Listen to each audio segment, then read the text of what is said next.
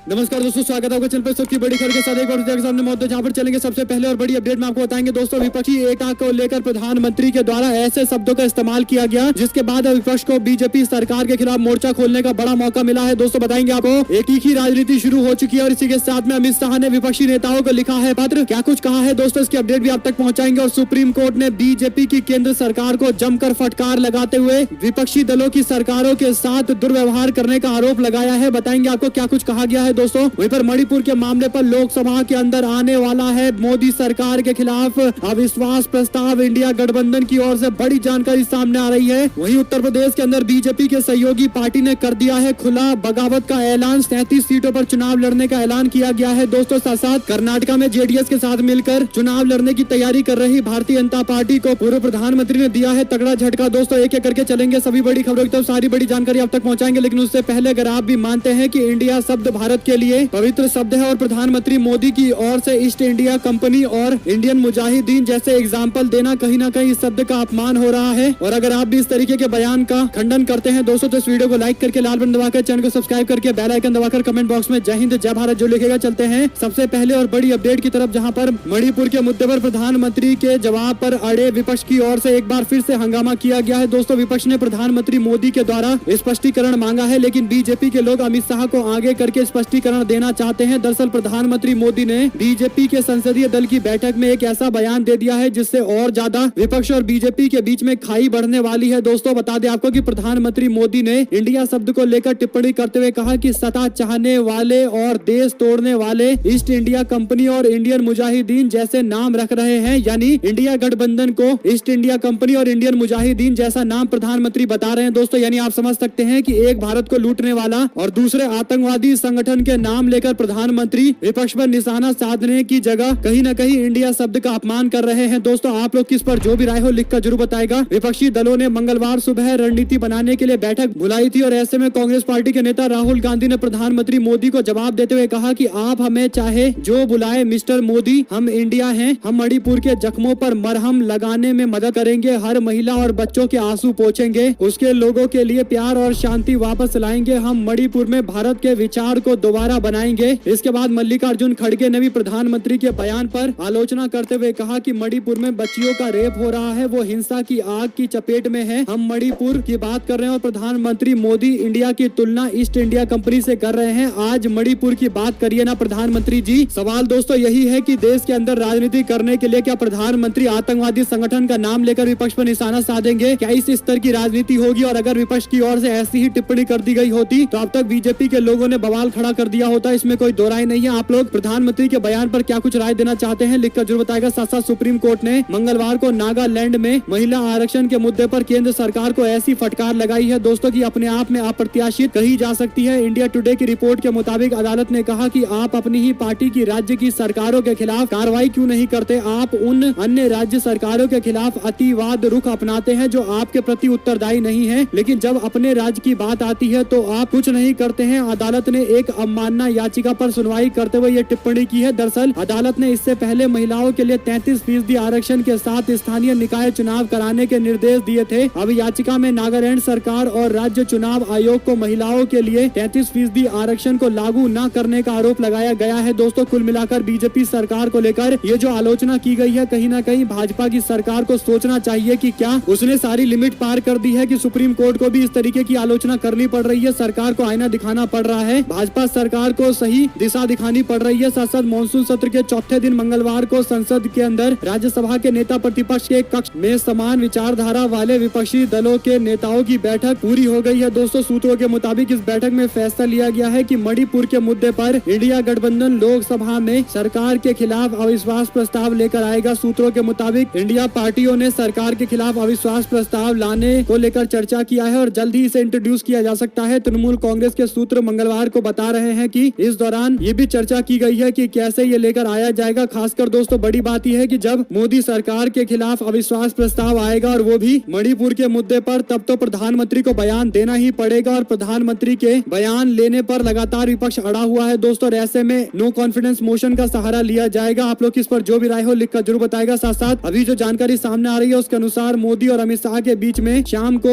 बैठक हुई है दोस्तों। दरअसल अविश्वास प्रस्ताव को लेकर ही चर्चा की गई होगी। वहीं पर आम आदमी पार्टी के के सांसद संजय सिंह बोले, कहा प्रधानमंत्री के पूर्वजों का ईस्ट इंडिया कंपनी वालों से गहरा नाता था, इसलिए वो आज याद कर रहे हैं। साथ दोस्तों प्रधानमंत्री मोदी के द्वारा इंडियन मुजाहिदीन और ईस्ट इंडिया कंपनी का नाम लिए जाने पर आम आदमी पार्टी ने तंज कसते हुए कहा कि इंडिया का नाम विश्व के सम्मानित मंचों पर गूंजते ही हर भारतीयों का सीना गर्व से चौड़ा हो जाता है। आज हमारे इंडिया को प्रधानमंत्री ने आतंकवादी संगठन इंडियन मुजाहिदीन से जोड़ दिया। Constitution of India, president of India, prime minister of India, chief justice of India में भी इंडिया आता है। मणिपुर की हिंसा पर बोलने की बजाय बौखलाहट में मोदी जी घटिया बयानबाजी करके इंडिया अर्थात भारत को भी अपमानित कर रहे हैं। इस पर देखते हैं बीजेपी की ओर से क्या जवाब सामने आता है। दोस्तों साथ साथ उत्तर प्रदेश के अंदर भारतीय जनता पार्टी के अपने ही सहयोगी पार्टी ने बीजेपी को झटका दे दिया है। दोस्तों भारतीय जनता पार्टी सुभाषपा पार्टी के साथ साथ निषाद पार्टी को अपने साथ में लाकर 2024 का चुनाव लड़ना चाहती है। बीजेपी ने 38 पार्टियों का जो गठबंधन दिखाया था उसमें निषाद पार्टी को भी ऐड किया गया था, लेकिन अब निषाद पार्टी के नेता ने एक बड़ा दावा करते हुए कहा कि 2024 के चुनाव में उनकी पार्टी 37 लोकसभा सीटों पर चुनाव लड़ने के लिए संगठन को तैयार कर रही है। उन्होंने कहा कि हम अपने सिंबल पर चुनाव लड़ेंगे। उन्होंने कहा कि हम जानते हैं कि 2019 में भाजपा के चुनाव में जिन सीटों पर उनको हार मिली थी वो भी हम जीत सकते हैं, इसीलिए बीजेपी को वो सीटें भी हमको देनी चाहिए। डॉक्टर संजय निषाद की ओर से 2024 को लेकर की गई है टिप्पणी। उत्तर प्रदेश के अंदर बीजेपी गठबंधन किस तरीके से बनाया जा रहा है दोस्तों, इसको और संकेत दिए जा रहे हैं। भाजपा ज्यादा से ज्यादा पार्टी को अपने साथ में लाने का प्रयास कर रही है, लेकिन अब हकीकत यह है कि बीजेपी इन पार्टियों को अपने साथ रख नहीं पा रही है। साथ साथ प्रधानमंत्री मोदी की ओर से इंडिया शब्द को लेकर की गई टिप्पणी पर एक व्यक्ति ने कांग्रेस पार्टी के इतिहास को दिखाया है और इसमें लिखा कि कांग्रेस ने देश की आजादी के लिए जान दिए, 15 सालों तक जेल में रहे और आज कांग्रेस को ईस्ट इंडिया कंपनी बताया जा रहा है। ये सारे फ्रीडम फाइटर का इंसल्ट है, जिसमें अब्दुल कलाम आजाद से लेकर राजेंद्र प्रसाद, सुभाष चंद्र बोस, जेबे कृपलानी और सबके नाम गिनवाए जा रहे हैं। दोस्तों जवाहरलाल नेहरू के साथ साथ राजेंद्र प्रसाद सबने मिलकर ईस्ट इंडिया कंपनी का विरोध किया था। गोपाल कृष्ण गोखले जी ने भी विरोध किया था, सबने मिलकर विरोध किया। मदन मोहन मालवीय जी ने भी कांग्रेस पार्टी में रहकर ही विरोध किया था, लेकिन प्रधानमंत्री ईस्ट इंडिया कंपनी से इंडिया गठबंधन का नाम जोड़कर कहीं न कहीं कांग्रेस पार्टी को अपमानित करने का प्रयास कर रहे हैं। और कांग्रेस पार्टी कोई छोटी मोटी पार्टी नहीं है, 130 साल से ज्यादा का इतिहास है कांग्रेस पार्टी का, लेकिन इसके बावजूद प्रधानमंत्री मोदी ईस्ट इंडिया कंपनी से कंपेयर करके कहीं न कहीं पार्टी की छवि धूमिल करने का प्रयास कर रहे हैं। हालांकि हकीकत यह है कि इससे बीजेपी को ही उल्टा नुकसान झेलने को मिलेगा। साथ साथ मणिपुर पर संसद के दोनों सदनों में चल रहे गतिरोध पर अब केंद्रीय गृह मंत्री अमित शाह की ओर से एक लेटर लिखा गया है। दोस्तों लेटर में अमित शाह ने अधीर रंजन चौधरी और खड़गे को लिखा कि ये मैं आपको मणिपुर की घटना पर चर्चा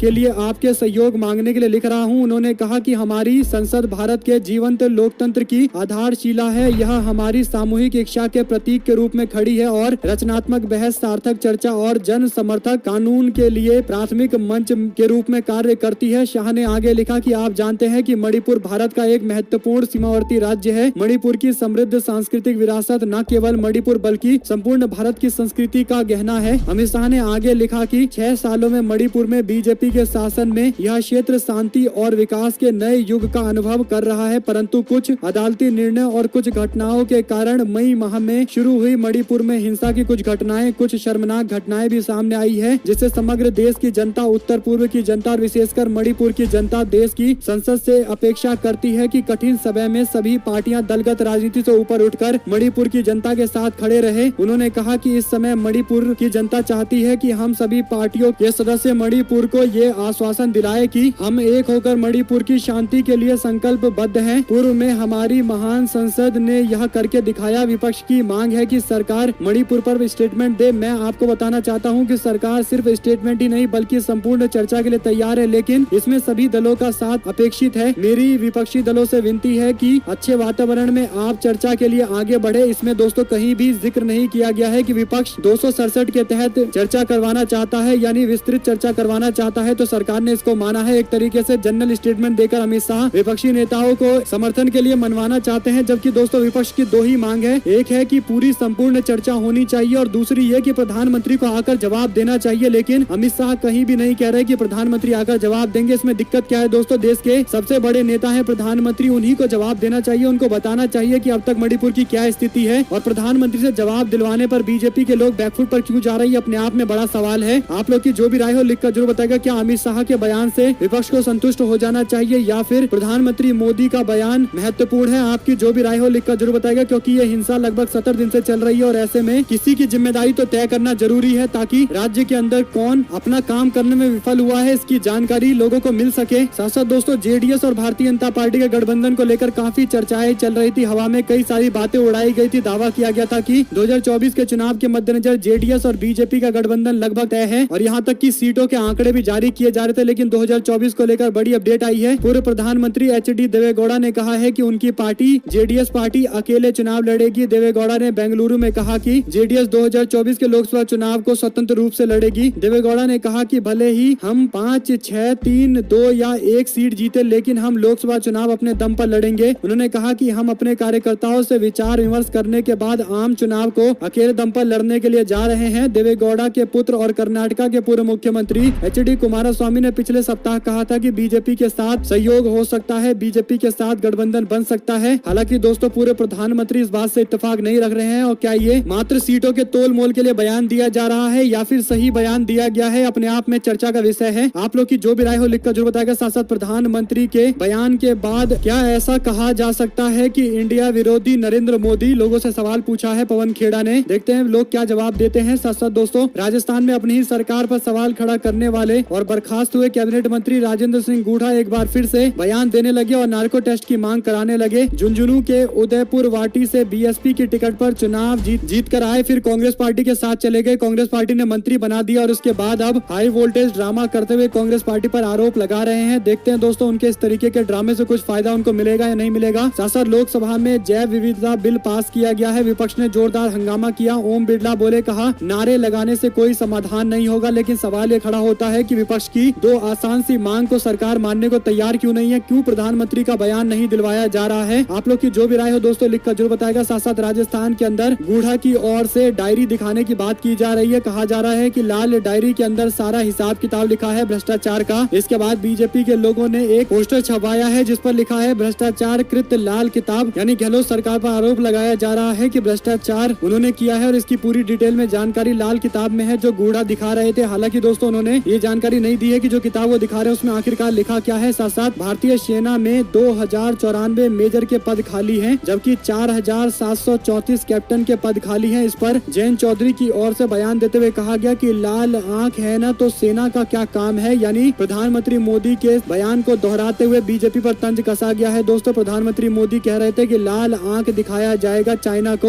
इसके बाद अब उन्हीं के उस बयान पर लोग निशाना साधते हुए पूछ रहे हैं कि क्या लाल आंख दिखाने से काम चल जाएगा, क्योंकि भारतीय सेना में 2094 मेजर के पद खाली हैं और बाकी कैप्टन के पद भी खाली हैं। यानी दोस्तों इतने बड़े ओहदे पर अगर कोई रिप्रेजेंटेटिव नहीं है, कोई अधिकारी नहीं है, तो कहीं ना कहीं सेना के लिए अच्छी बात नहीं है। और इस तरीके से बीजेपी की अग्निपथ योजना को लगातार लोग इसी मुद्दे पर विरोध कर रहे हैं कि इससे सेना काफी कमजोर हो जाएगी और इस तरीके के डेटा भी सामने आने लगे हैं कि अब अधिकारियों की कमी हो रही है। साथ साथ दोस्तों अगर बीजेपी और जेडीएस साथ भी आए तो भी हम कर्नाटका के अंदर 15 से 20 सीटें जीतेंगे। कर्नाटका के सीएम सिद्धरमैया ने बीजेपी और जेडीएस के बीच में गठबंधन को लेकर चल रही चर्चा पर यह टिप्पणी की है। साथ साथ दोस्तों निलंबित विधायक राजेंद्र गूढ़ा के समर्थन में उतरी करनी सेना। अशोक गहलोत सरकार को चेतावनी दी गई है। करनी सेना के प्रदेश उपाध्यक्ष मनजीत सिंह नाथावत का कहना है कि यदि सरकार इस मामले में माफी नहीं मांगती और गूढ़ा के निलंबन को बहाल नहीं करती तो 30 जुलाई को पूरे प्रदेश भर के अंदर आंदोलन किया जाएगा। मनजीत सिंह नाथावत ने कहा कि कोटा से लगी चिंगारी पूरे प्रदेश में फैलेगी। उन्होंने कहा कि हमारा आक्रोश राज्य सरकार और यूडीएच मंत्री के खिलाफ है। उन्होंने कहा कि ये वही राजेंद्र सिंह गूढ़ा है जिन्होंने अशोक गहलोत की कुर्सी बचाने के लिए 5 एमएलए को अपने साथ में लाए थे। करनी सेना के प्रदेश उपाध्यक्ष नाथवत ने दावा किया है कि मैं सीएम से कहना चाहता हूं कि आप कुर्सी बचाने का फर्ज निभाइए और एक बार फिर से उनको उनका मंत्री का पद वापस किया जाना चाहिए। साथ साथ योगी सरकार की मंत्री ने कहा कि टमाटर अगर महंगा हो गया है तो गमले में उगा लो। इस पर पत्रकार ने दिया करारा जवाब, पूछा क्या सिलेंडर भी महंगा हो गया है तो इसे कहां उगाया जाए। इस पर मंत्री कोई जवाब नहीं दे पाए। यूपी सरकार की महिला एवं बाल विकास मंत्री प्रतिभा शुक्ला से बढ़ती टमाटर की कीमत पर मीडिया के द्वारा पूछे गए सवाल पर उन्होंने जवाब दिया है, अगर टमाटर महंगे हैं तो लोगों को इसे घर पर उगाना चाहिए या टमाटर खाना ही बंद कर देना चाहिए। अगर लोग टमाटर नहीं खाएंगे तो टमाटर की कीमत अपने आप कम हो जाएगी। भाजपा मंत्री यही नहीं रुकी, उन्होंने आगे कहा और असंवेदनशील बयान देते हुए कहा कि आप टमाटर की जगह नींबू भी खा सकते हैं। बता दें कि इससे पहले केंद्रीय मंत्री निर्मला सीतारमण ने कहा था कि वो प्याज नहीं खाती हैं जब प्याज के बढ़ते दाम को लेकर उनसे सवाल पूछा गया था। तो यानी दोस्तों इस तरीके का बेतुका बयान बीजेपी सरकार के मंत्री दे रहे हैं। हालांकि पत्रकार स्वाति मिश्रा ने उसी तरीके से करारा जवाब दिया। उन्होंने यूपी की मंत्री प्रतिभा शुक्ला से टमाटर महंगे होने पर 2 उपाय बताए हैं। पहला पहला, टमाटर गमले में उगा लीजिए। दूसरा, महंगी चीजें खाना छोड़ दीजिए। महंगे होने की वजह से जिन गरीबों ने रसोई गैस का इस्तेमाल करना बंद कर दिया है, क्या वो लोग LPG का सिलेंडर भी गमले में उगा लेंगे क्या? ये सवाल पूछा गया है, जिसका जवाब मंत्री जी को देना चाहिए, क्योंकि इस तरीके का कुतर्क उन्होंने किया है तो उसका जवाब भी उनको अब देना चाहिए। साथ साथ दोस्तों, त्रिपुरा के अंदर तृणमूल कांग्रेस के प्रदेश अध्यक्ष पीयूष कांति विश्वास ने मंगलवार को अपने सारे पदों से इस्तीफा दे दिया है। हाल ही में हुए विधानसभा चुनाव में पार्टी ने पूरी ताकत लगाई, लेकिन उसका परफॉर्मेंस काफी खराब रहा। पीयूष कांति विश्वास ने TMC चीफ ममता बनर्जी और पार्टी के महासचिव अभिषेक बनर्जी को अपना इस्तीफा सौंप दिया है। उन्होंने इसमें लिखा है कि मैं TMC के त्रिपुरा प्रदेश अध्यक्ष के पद से इस्तीफा दे रहा हूँ, साथ ही TMC की प्राथमिक सदस्यता से इस्तीफा दे रहा हूँ। मैं आपका और अभिषेक बनर्जी का आभार व्यक्त करता हूँ। इस तरीके की जानकारी दी गई है। दोस्तों, साथ साथ प्रियंका गांधी बोली, कहा प्रधानमंत्री जी इतनी नकारात्मकता क्यों दिखाते हैं? Indian national development inclusive alliance यानी इंडिया अलायंस के मूल्य में संविधान की भावना है। देश के युवाओं को रोजगार, जनता को महंगाई से राहत, हर तबके की खुशहाली, किसानों श्रमिकों की भलाई, महिलाओं की सुरक्षा व सहायता, देश में एकता, प्रेम व शांति का सकारात्मक एजेंडा है। राजनीति के चलते इंडिया के लिए आपने नकारात्मक और अपमानजनक रुख अपना रखा है। बार बार देश के नाम के साथ नकारात्मक मायने जोड़ना आपके पद की गरिमा के प्रति उचित नहीं है। देश के लोग नकारात्मक नहीं सकारात्मक राजनीति चाहते हैं। संसद में मणिपुर पर देश आपकी बात सुनना चाहता है। देश महंगाई और बेरोजगारी पर जवाब चाहता है। साथ साथ दोस्तों, राज्यसभा के सांसद संजय सिंह के निलंबन के खिलाफ प्रदर्शन में पहुंचे शरद पवार, खुद ट्विटर पर तस्वीर जारी की गई है। आपको बता दें कि मणिपुर के मामले को लेकर विपक्षी नेता लगातार संसद में नारेबाजी कर रहे हैं। इस बीच आम आदमी पार्टी के सांसद संजय सिंह को निलंबित कर दिया गया है और वह लगातार धरना प्रदर्शन दे रहे हैं और इस दौरान शरद पवार खुद मौजूद रहे अपना समर्थन जताने के लिए। साथ साथ दोस्तों, भारत के national security advisor Ajit Doval ने चीनी राजनयिक वांग यी से कहा कि 2020 के बाद भारत चीन सीमा के पश्चिमी क्षेत्र में LAC भारत की वास्तविक सीमा पर स्थिति ने